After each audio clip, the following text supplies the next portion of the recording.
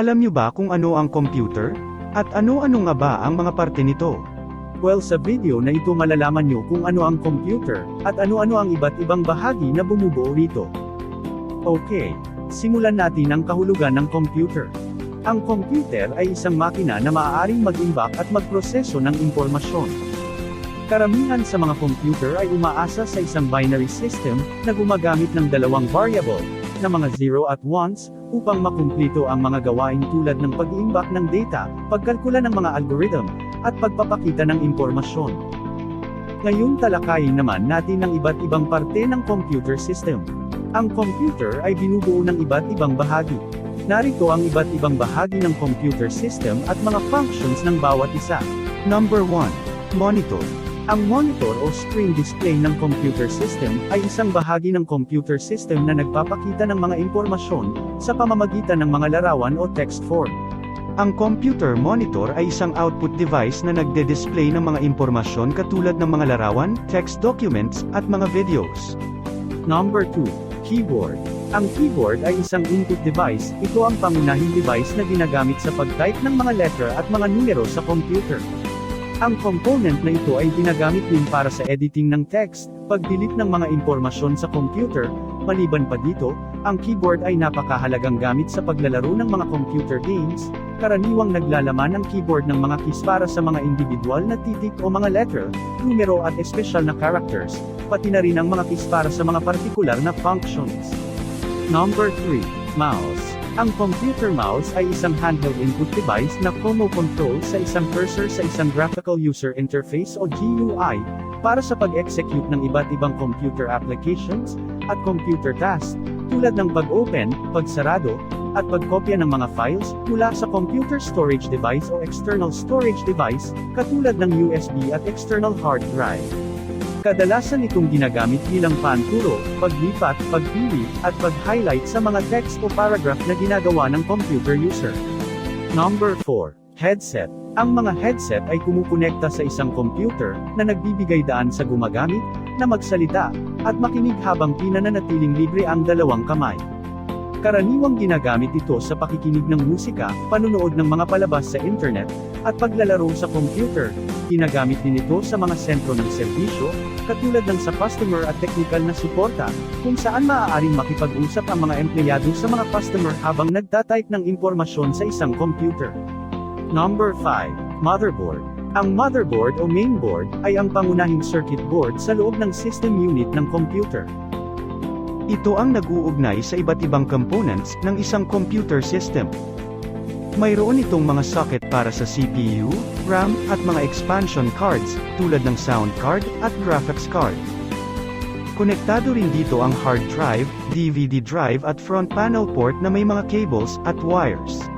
Sa makatuwid ang motherboard ang nag-uugnay o namamahala, para sa komunikasyon ng bawat bahagi ng computer system. Number 6. Processor. Ang Central Processing Unit o CPU, ay gumaganap bilang utak ng computer. Ito ay nagsasagawa ng mga kalkulasyon, at iba pang mga functions na nauugnay sa anumang programming sa computer system.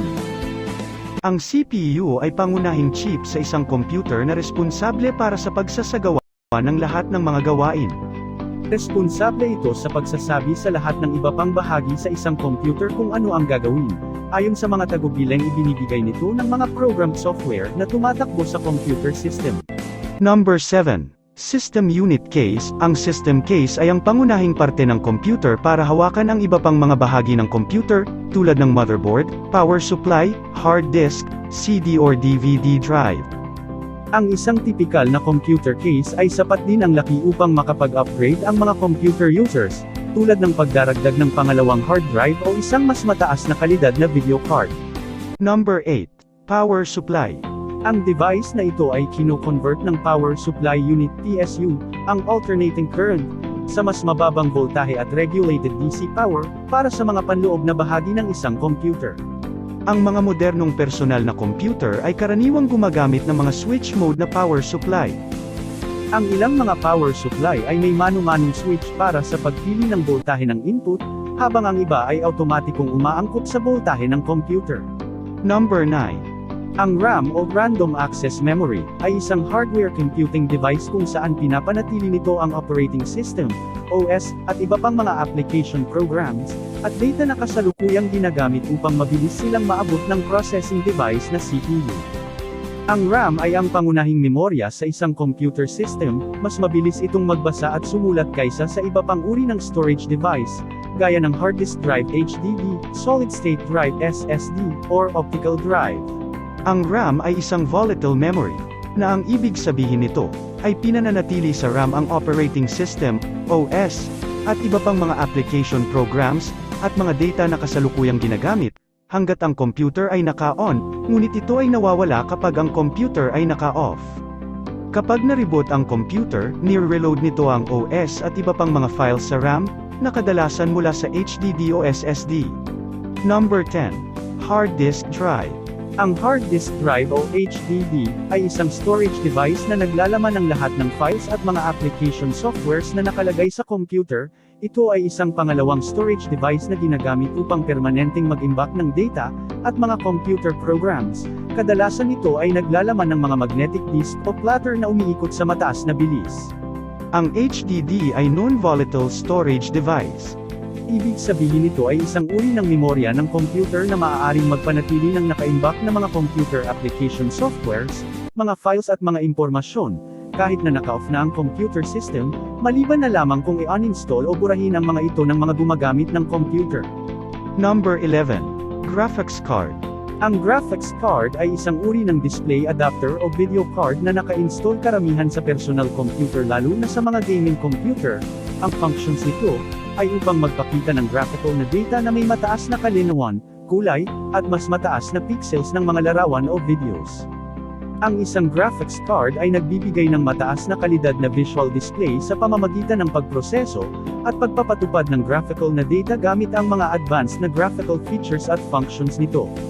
Ang isang graphics card ay kilala rin bilang isang graphics adapter, graphics controller, graphics accelerator card o graphics board. At ang panghuli ay DVD drive.